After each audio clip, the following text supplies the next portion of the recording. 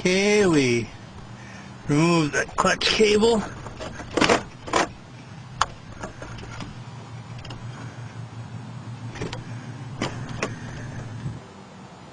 Okay, you've got 4 of these 18mm drive plate to clutch mounting bolts. I use the open end wrench. Once I get one out, push it, push on the hole up. Then I use the socket to take the next one off, because when it comes up to this, it'll rotate up to here, and this will support it so the wheel doesn't turn while you're trying to loose it out. But then you have to finish taking it out with the box end wrench because you don't have clearance. Okay, I've got the engine supported. I've got the transmission hooked up to this engine hoist. Got a running bowline around this end, tied through the starter knot hole, looped around the bolt for that arm, that brace that's down there. I've got one bolt going in that way, 18mm, one bolt here. I already took this one out.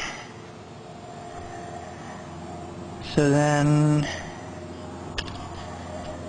after that, I will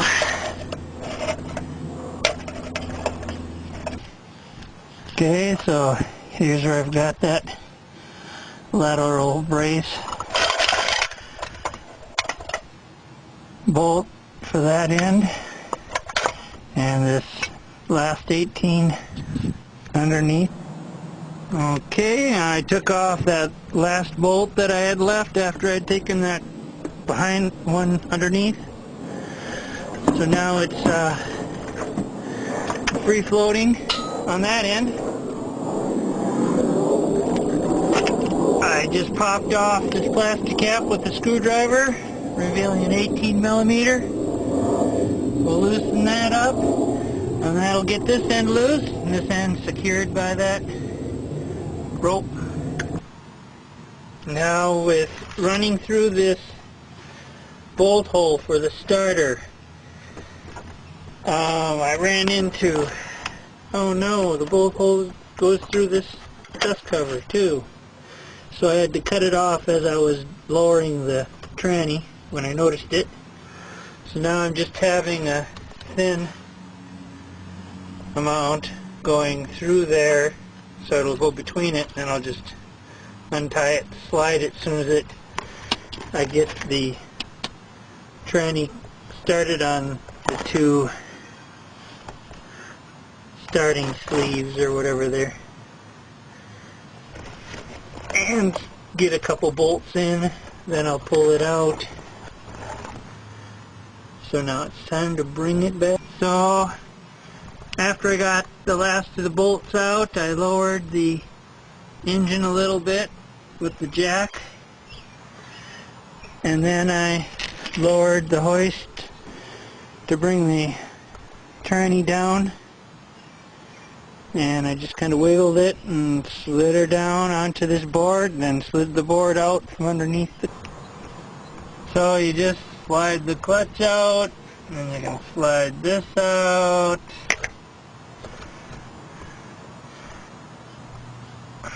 Two little tabs broke off coming from these two sides that you just, there's a little spring thing. See how there's the bottom catch and the top one and the ball? Bottom catch grabs the bottom edge, the top one goes through that middle hole. So slide the little tabs behind these little fingers that straddle it, then slide it on here, catch it on the bottom, and put it on the top, and then it'll be back in place. And then you just slide the new clutch. Okay, if your new clutch looks like this, and your old clutch looks like this,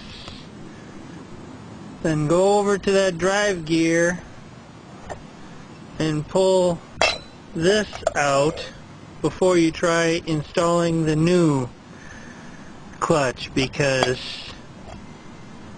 this disconnects and rides in there, and it's just going to make it so you're going to have to pull your transmission back out again to get this out of there if it's left in there and you don't think of grabbing it. And while you've got such nice access, for $2 and some cents each, I got a couple new seals. Just grabbed with a vice grip, then pushed on it and peeled the old one out, put the new one in place, put the cardboard over it to somewhat protect it, and used the hammer to tap it around. And once I have it lined up, the transmission somewhat with the engine, I keep slowly raising this up a little bit, then jacking up the transmission a little bit, raising and just slowly bringing them both up until I can get the bolt through the wheel well. Just connect that and everything's lined up. Alright, I started with leaving the jack as low as possible that's supporting the engine. Hooked the bell housing over that drive plate,